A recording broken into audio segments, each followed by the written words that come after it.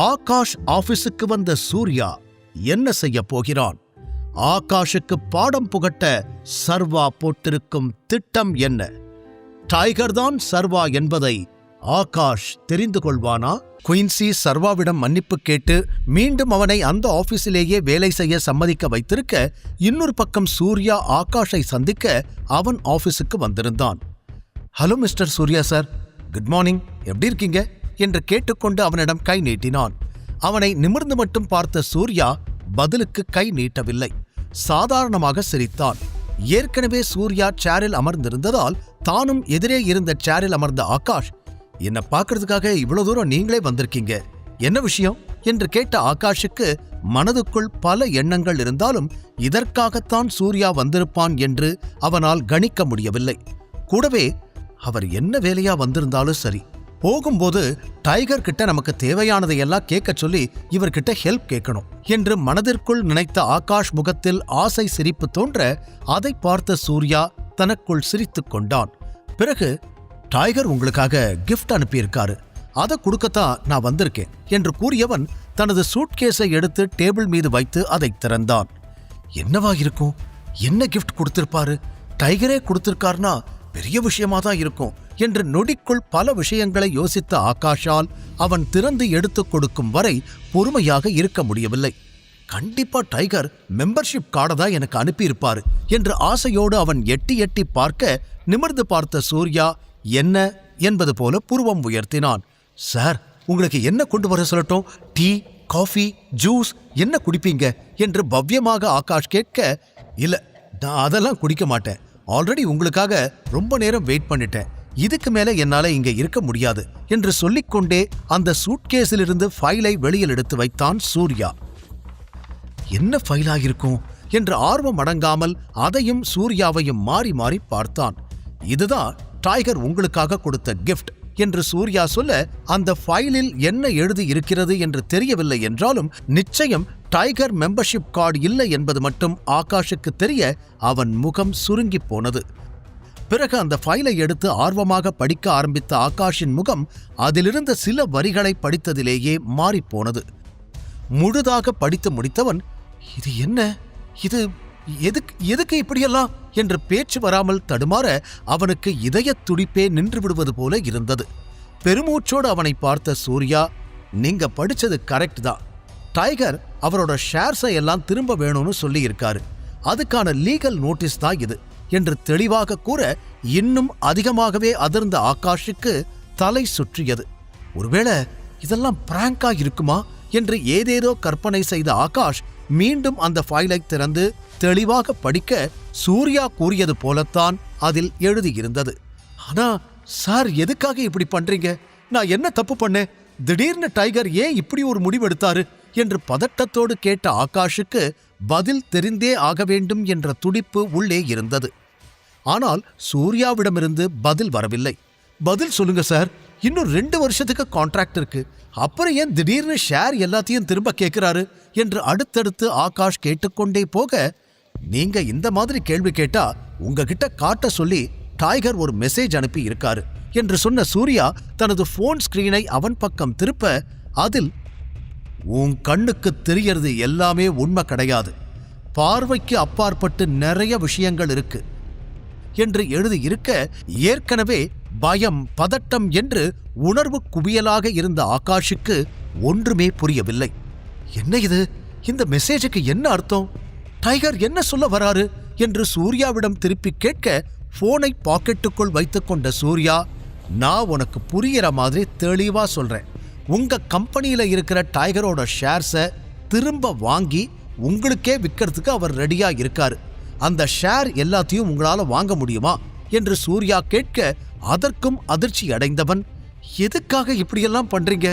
நாம தான் ஏற்கனவே கான்ட்ராக்ட் போட்டிருக்கோமே, என் கம்பெனியில எப்போ எல்லா ஷேர்ஸையும் திரும்ப வாங்க முடியுதோ அப்பதான் எங்களால வாங்க முடியும், இப்போ மொத்தமா அதை வாங்குற அளவுக்கு கம்பெனியில ஃபண்ட்ஸ் இல்ல, இப்போ இந்த நேரத்துல நீங்க இப்படி பண்றது சரியில்லை என்று பயம் கலந்த பதட்டத்தோடு கேட்டான் ஆகாஷ்.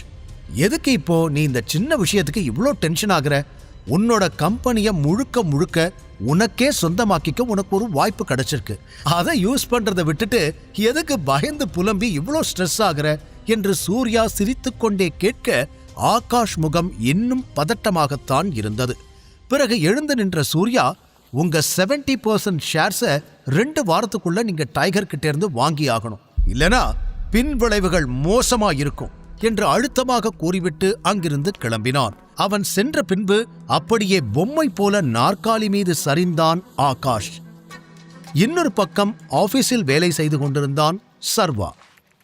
லஞ்ச் டைம் வந்திருக்க சர்வாவிற்கு பசி எடுத்தது. நாம ஏன் இன்னைக்கு டைகருக்கு சொந்தமான ரெஸ்டாரண்ட்ல போய் சாப்பிடக்கூடாது? சூர்யா கொடுத்த இந்த டைகர் கார்டை யூஸ் பண்றதுக்கு ஒரு வாய்ப்பு கிடைக்கும் என்று யோசனை செய்த சர்வா தனது ஃபைல்கள் அனைத்தையும் அடுக்கி வைத்துவிட்டு கிளம்ப தயாராக டாக்குமெண்ட்டுடன் உள்ளே நுழைந்தாள் மாயா.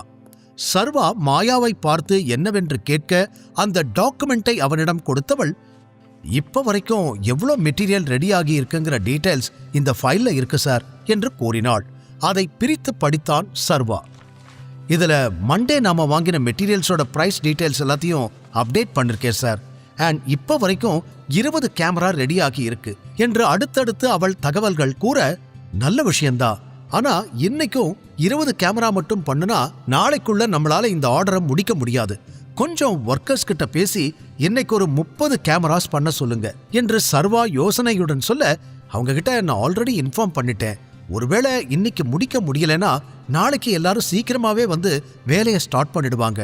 3 மணிக்குள்ள 100 கேமரா ரெடி ஆயிடும் என்று அவள் நம்பிக்கையோடு கூற, நல்ல விஷயம், நீங்க இவ்ளோ இன்வால்மெண்டோட ஒர்க் பண்றத பார்க்க எனக்கு சந்தோஷமா இருக்கு என்று கூறிய சர்வா, ஓகே லஞ்ச் டைம் வந்துருச்சு, நீங்க போய் சாப்பிடுங்க, நானும் சாப்பிட்டு வரேன், மத்ததெல்லாம் அப்புறம் டிஸ்கஸ் பண்ணிக்கலாம் என்று சொல்லிக்கொண்டே போனை எடுத்து பாக்கெட்டில் வைத்து வெளியே செல்ல தயாராக, சார் நானும் லஞ்சுக்கு வெளியே தான் போறேன், நாம 2 பேரும் சேர்ந்து போலாமா என்று தயங்கிக் கொண்டே கேட்டாள்.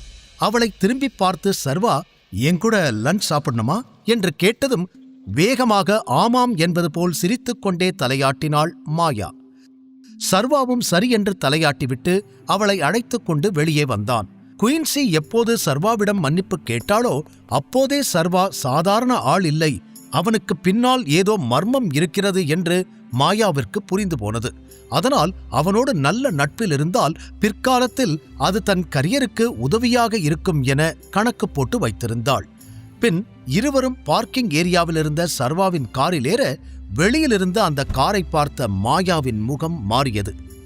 ஆனால் உள்ளே ஏறியதும் மாடர்னாக இருக்கும் காரை பார்த்ததும் அதே முகம் அடுத்த நொடியே பிரகாசமாக மாறிட, நான் நினைச்ச மாதிரி இவர் சாதாரண ஆள் இல்ல என்று மனதிற்குள் நினைத்து கொண்டவள், நாம சாப்பிட எங்க போறோம் சார் என்று அவனிடம் கேட்டாள்.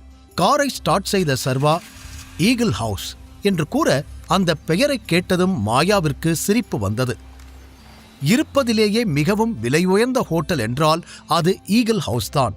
அங்கு எப்படி இவரால் செல்ல முடியும் என்று நினைத்தவள், என்கிட்ட சும்மா ஜோக் பண்றார் போல என எண்ணிக்கொண்டாள்.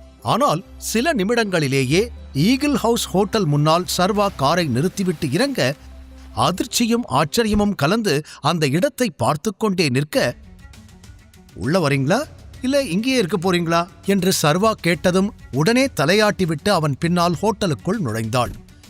இங்கு சாப்பிட வேண்டும் என்றால் பரம்பரை பணக்காரராக இருக்க வேண்டும், இல்லை முந்தின நாள் லாட்டரி டிக்கெட்டை வென்றிருக்க வேண்டும் என பலர் கூறி அவள் கேட்டிருக்கிறாள். அதனால் இப்போது கூட தன்னை இங்கு சாப்பிட அழைத்து வந்திருப்பதை அவளால் நம்ப முடியவில்லை.